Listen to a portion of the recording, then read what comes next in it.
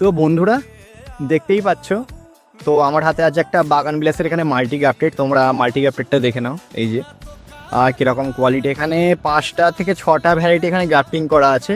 এটা হচ্ছে বালাকা, আর এখানে অনেকগুলো ভ্যারাইটি তোমরা দেখতে পাচ্ছ ফুল ফুটে আছে। তো আজকে আমি দেখাবো বাগান বিলাসের কীভাবে তোমরা মাটি বানাবে আর কীভাবে তোমরা এই গাছটাকে প্রতিস্থাপন করবে।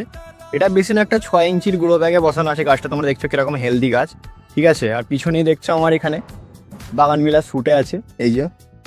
তো এরকম মাল্টি গ্রাফটিং তোমরা কীভাবে করবে সেটাই আজকে তোমাদেরকে দেখাবো ছোট ভিডিওতে।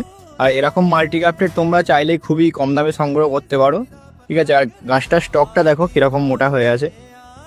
গাছটাকে তোমরা দেখো, এই যে এখানে গ্রাফটিং করা আছে, এইসব জায়গাগুলোয় গ্রাফটিং করা আছে, ঠিক আছে। তো তোমরা চাইলেই এরকম গাছ প্রতিস্থাপন করতে পারো। তো ভিডিওটা তোমরা সম্পূর্ণ দেখো। তো বন্ধুরা, বাগান বিলাসের মাটি বানানোর জন্য আমি কী কী এখানে নিয়েছি তোমাদেরকে দেখিয়ে দিচ্ছি। প্রথমেই নিয়েছি আমি এখানে গার্ডেন সয়েল, বাগানের মাটি। তো মাটির কোয়ালিটিটা তোমরা দেখে নাও।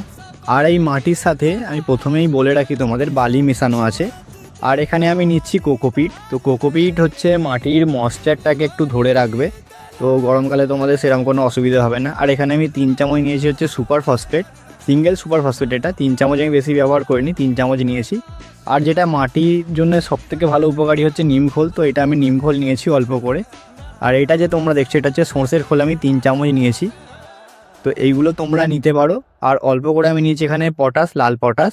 বেশি নিইনি আমি, ঠিক আছে, অল্প করে আমি নিয়েছি। তো তোমরাও চাইলে পটাশ এখানে একটু অ্যাড করতে পারো।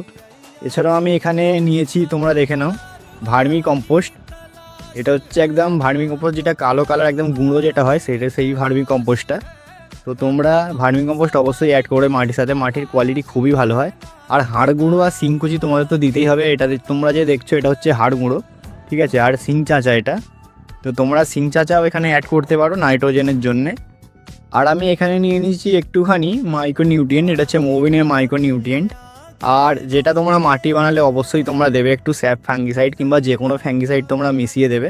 ফাঙ্গিসাইডে কী হবে, মাটিতে কোনো খারাপ ব্যাকটেরিয়া এখানে আসবে না। তো তোমরা এই সবগুলো ভালো করে মিক্স করে নেবে।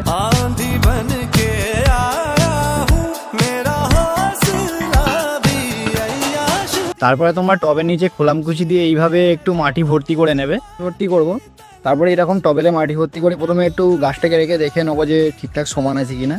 তারপরে এই গোড়ো ব্যাগটাকে ভালো করে কাটতে হবে, তোমায় দেখাচ্ছি দাও, যেন গাছের শিকড়ে যেন কোনো চোট টান লাগে, ঠিক আছে। একটা ছুরি দিয়ে আমি গাছটাকে শুয়ে হালকা করে কেটে নিচ্ছি আমি।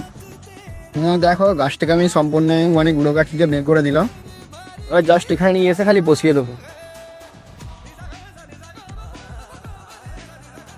তারপরে আমরা যে মিডিয়াটা বানিয়েছিলাম সেটা এখানে দিয়ে দেবো। মিডিয়াটা দিয়ে পুরো ভরাট করে দেবো এখানে ভালো করে, যেন কোনো গ্যাপ না থাকে।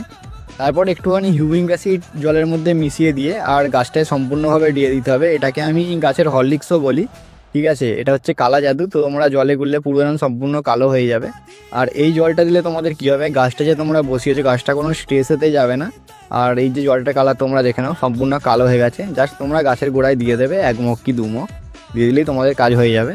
ব্যাস, তোমাদের কাজ শেষ। এবার গাছটা যখন হালকা হালকা গ্রোথ নেবে তখন তোমরা অল্প করে সার প্রয়োগ করবে। ব্যাস, তোমাদের আর কোনো কাজ নেই।